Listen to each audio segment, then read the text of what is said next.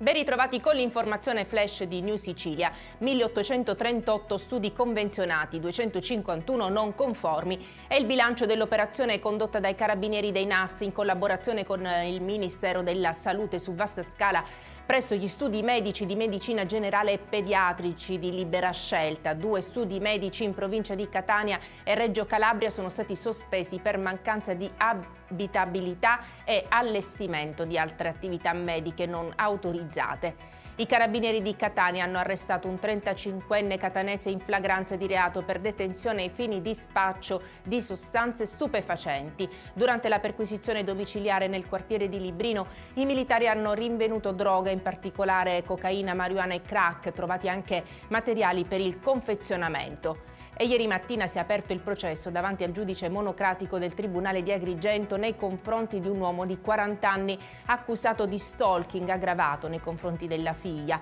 L'uomo è stato denunciato dai nonni della ragazzina che avevano ottenuto l'affidamento della nipote dopo che l'indagato non ha accettato la decisione del giudice di togliergli la custodia della figlia. L'uomo avrebbe anche inviato messaggi minacciosi ai parenti della figlia.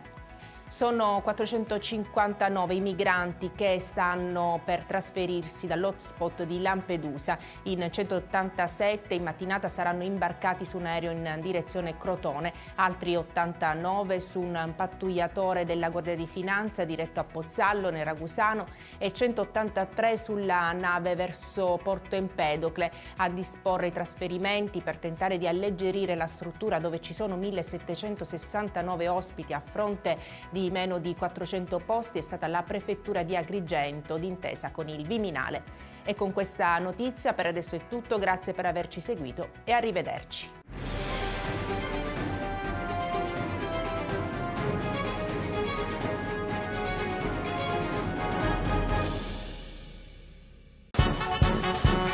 Benvenuti al Carnevale di Acireale.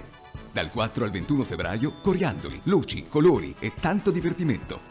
Carri allegorici, gruppi, costumi, eventi, maschere e mascheroni. Uno spettacolo unico per un'esperienza ricca di allegria e di belle emozioni. Carnevali di Acireale, la festa più bella di Sicilia.